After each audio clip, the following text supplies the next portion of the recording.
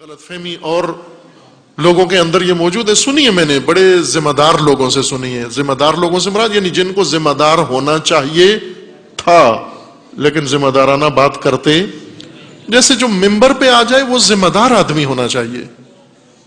جو بھی ممبر پہ آتا ہے وہ ذمہ دار ہونا چاہیے. اس کے اوپر ذمہ داری ہے ایک قوم کی, ایک مکتب کی, ایک دین کی, ایک سلسلے کی ذمہ داری اس کے اوپر عائد ہو جاتی ہے.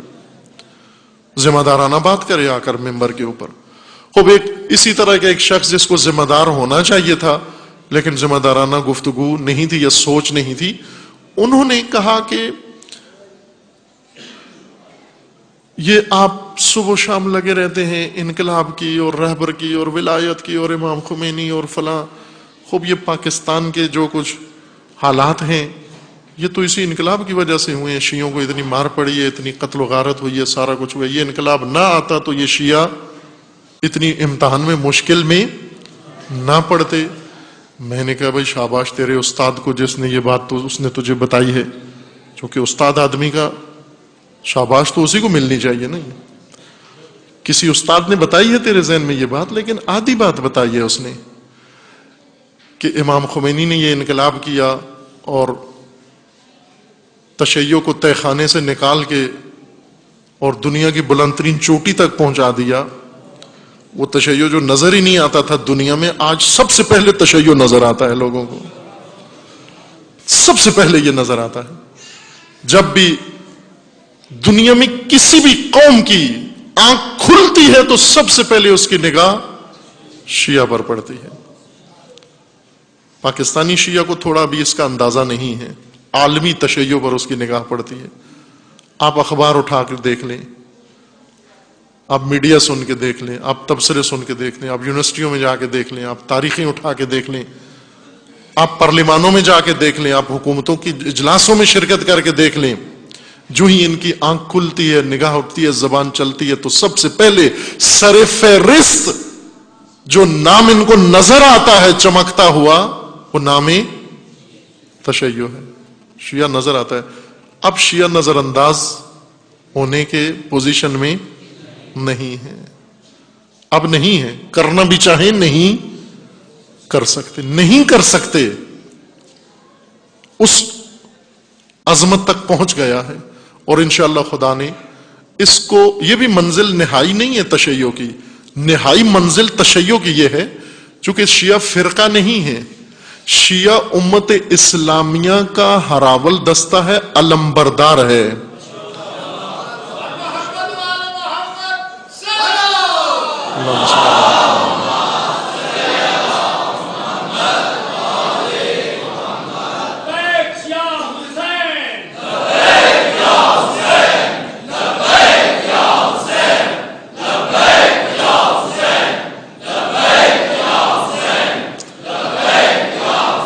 یہ ہماری کہیں کوتاہی ہے کہ ہم نے اس کو فرقوں کے لیول میں آگے کھڑا کر دیا, فرقوں کی سطح پر لے آئے ہیں تشیع کو.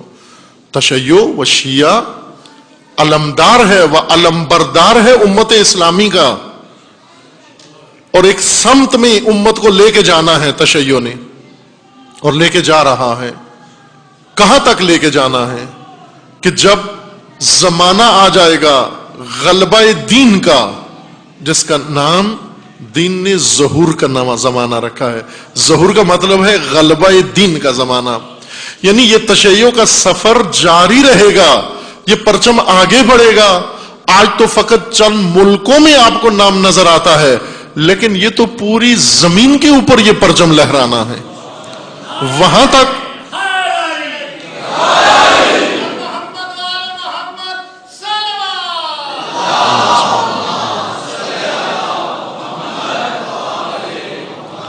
اس پرچم کو وہاں تک جانا ہے اور اس کے اصلی وارث کے ہاتھ میں جا کے تھمانا ہے, اور اس کے فرمان پر پوری زمین کے اوپر حکم خدا جاری کرنا ہے, عدل الہی کا نظام برپا کرنا ہے. یہ ہے تشیع کی منزل. میں نے پچھلی مجالس میں کہا تھا, عشرے کی مجالس میں, کہ جن کے ذہنوں میں یہ بات ہے کہ عاشور کی جنگ صبح کو شروع ہوئی عصر کو ختم ہو گئی. غلط سوچ ہے تمہاری. عاشور کی جنگ صبح شروع ہوئی عصر ظہور میں ختم ہوگی جا کر.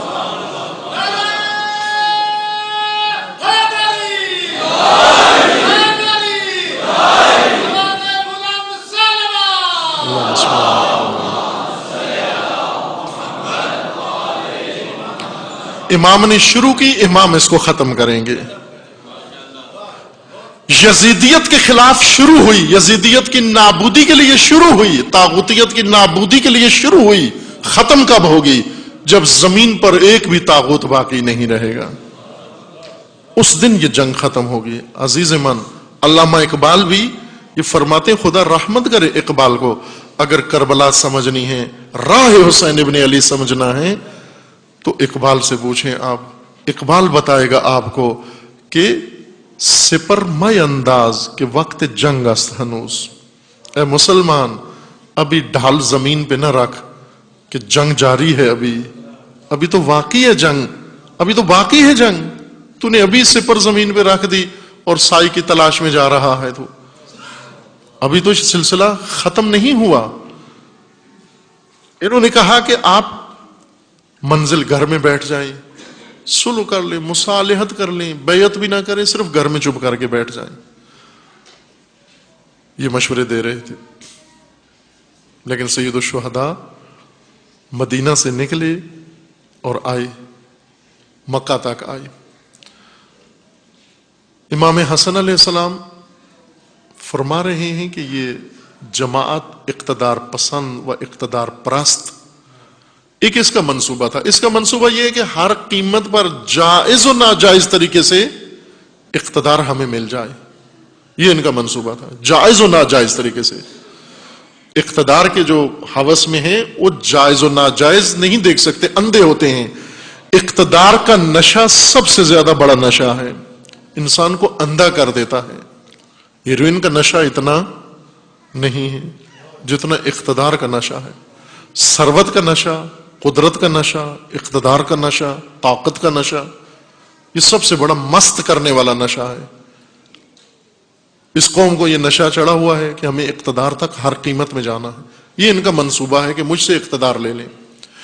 اب جنہوں نے اقتدار بچانا ہے، میری اپنی سپاہ و فوج و ساتھی، جنہوں نے دشمن کا مقابلہ کرنا ہے، ان کا بھی ایک منصوبہ ہے. ان کا منصوبہ کیا ہے کہ حالات تو ویسے ہی خراب ہو گئے ہیں، یہ اقتدار تو جانا ہی جانا ہے شام. ہماری سپاہ نے جنگ نہیں جیتنی، نہ ہم میں جنگ کا حوصلہ ہے. تو اس آخری مارکے میں جب اب حالات خراب ہو گئے تو کچھ نہ کچھ تو فائدہ اٹھا لو. اب کیا فائدہ اٹھائیں؟ اگر جنگ ہوتی تو مال غنیمت ملتا. اب تو جنگ ہی نہیں کرنی ہم نے. جس فوج نے جنگ ہی نہیں کرنی وہ کیا کرے؟ اس نے کہا پھر اپنا ہی راشن لوٹ لو، اپنا ہی سٹور لوٹ لو. حملہ کیا انہوں نے اور اپنا راشن سارا لوٹ لیا. جب سب کچھ لوٹ چکے، کچھ کے ہاتھ میں نہیں آیا کچھ بھی. وہ جو سپاہ سٹور کے قریب تھی انہوں نے سب لوٹ لیا راشن وغیرہ. لیکن جو ادھر ادھر تھے اس وقت، جن کو دیر سے پتہ چلتا ہے، کچھ لوگ ہوتے ہیں نا جو جاگتے دیر سے ہیں، میسج پڑھتے ہیں، کہتے ہیں اب تو دیر ہو گئی ہمیں. کچھ ایسے دیر سے پتہ چلتا ہے، کچھ کو دیر سے پتہ چلا. انہوں نے دیکھا ہر ایک کے ہاتھ میں، کسی کے ہاتھ میں کوئی راشن کا توڑا، غلہ، کچھ چیز پکڑی ہوئی ہے، لوٹ کے لے جا رہا ہے. ان کے ہاتھ کچھ بھی نہیں آیا. انہوں نے ادھر ادھر نگاہ دوڑائی لوٹنے کے لیے، کچھ بھی نہیں.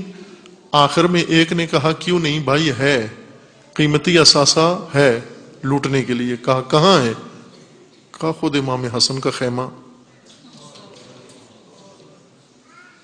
شامیوں نے نہیں لوٹا، کوفیوں نے لوٹا. حملہ کر دیا.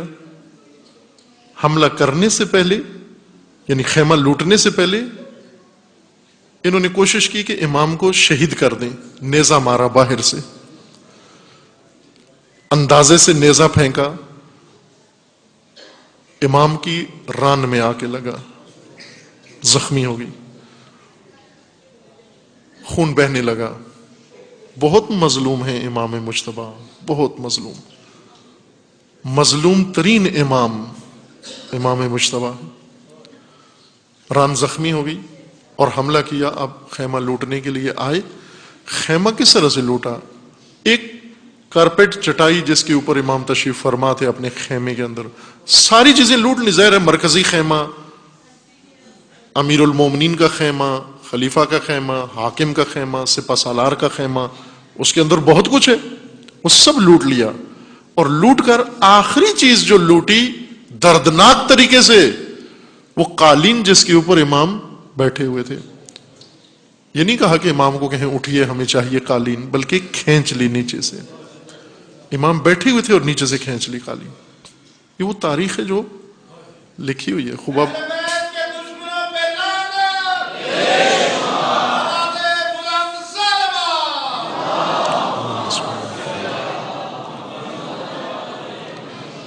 اب آخری فائدہ امام سے اٹھانے کے لیے یہ سوال ہے، میں 3-4 سال سے مومنین کے سامنے پیش کیا ہوا ہے. چند جوانوں نے، نوجوانوں نے اس کا جواب درست ڈھونڈ کے دیا ہے تاریخ سے، لیکن بزرگوں میں سے ابھی تک انتظار ہے کہ کسی بزرگ کو وقت مل جائے اپنی ڈیوٹی سے اور کتاب پڑھے اور اس کا منبع تلاش کر کے جواب لے آئے.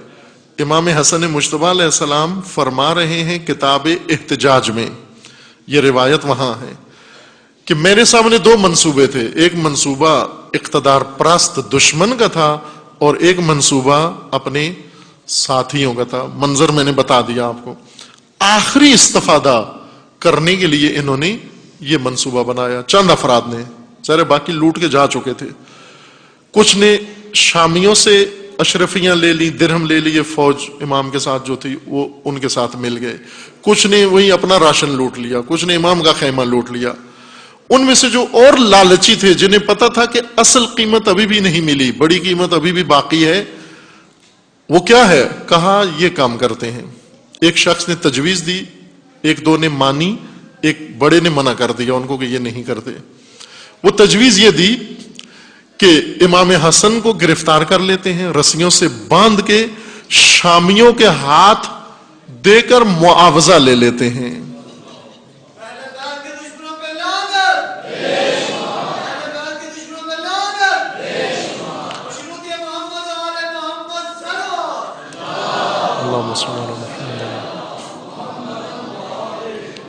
یہ منصوبہ انہوں نے بنایا. اب امام فرما رہے ہیں اسی کتاب احتجاج کی روایت میں میرے سامنے 2 منصوبے تھے.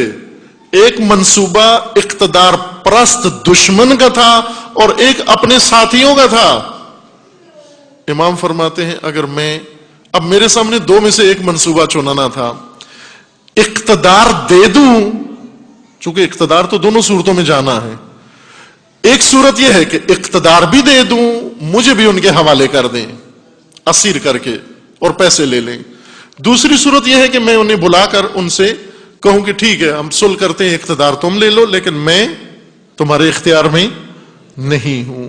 اس لیے امام نے فرمایا کہ میں نے دشمن کا منصوبہ بہتر سمجھا ان کے منصوبے سے.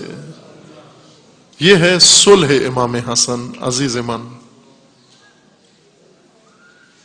نہ امن کی وجہ سے شہزادہ امن نہیں ہے، میدان جنگ میں فرزند رسول، شجاع ترین فرزند رسول میدان جنگ میں اس طرح تنہا چھوڑ دیا گیا. اس لیے سید الشہداء فرماتے ہیں کہ مجھے 72 ملے، لیکن ایسے 72 ملے جو تاریخ نہیں بتاتی کسی اور کو ملے ہوں. وہ بہیا کے ساتھ 72,000 تھے. منصوبہ کیا تھا؟ منصوبہ یہ تھا کہ امام کو دشمن کے حوالے کر دیتے ہیں اور معاوضہ لے لیتے ہیں. اور حسین کے ساتھ جو 72 تھے، حسین چراغ بجھا کے انہیں کہتے ہیں میری طرف سے اجازت ہے، یہاں سے جا سکتے ہو. یہ امام کو تنہا نہیں چھوڑتے. اس لیے حسین فخر کرتے ہیں، نہ کہ دعا دیتے ہیں، فخر کرتے ہیں اپنے انصار کے اوپر کہ ایسے انصار اللہ نے کسی کو عطا نہیں کیے.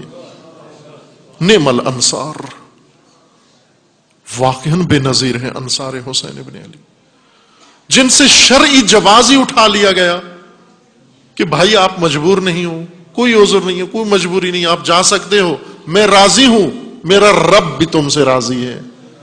لیکن جب چراغ جلتا ہے کوئی بھی نہیں جاتا، اپنی جگہ سے ہلتا نہیں ہے. خوب یہ انصار، عزاداری، یہ انصار پیدا کرتی ہے، یہ ہستیاں پیدا کرتی ہے۔ سید الشہداء علیہ السلام ایک محاذ نہیں ہے، کئی محاذ ہے امام حسین علیہ السلام کے سامنے۔ ایک محاذ یزید کا ہے، ایک محاذ بے حس امت کا ہے، فساد میں ڈوبی ہوئی امت کا ہے۔ ایک محاذ یہ ہے کہ یزید فاسد ہے اور امت اندھی ہے، اس کو فاسد حکومت کا فساد نظر ہی نہیں آ رہا، اور دونوں کام کرنے ہیں، یزید کو بھی سرنگون کرنا ہے، امت کو بھی اس فساد سے نکالنا ہے، امت کو بھی بیدار کرنا ہے۔ اس لیے سید الشہداء نے تلوار کے حملے کم کیے، زبان کی دعوت زیادہ دی،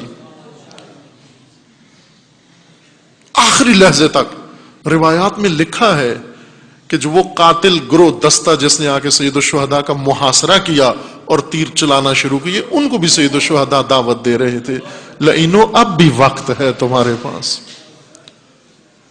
اب بھی توبہ کر لو۔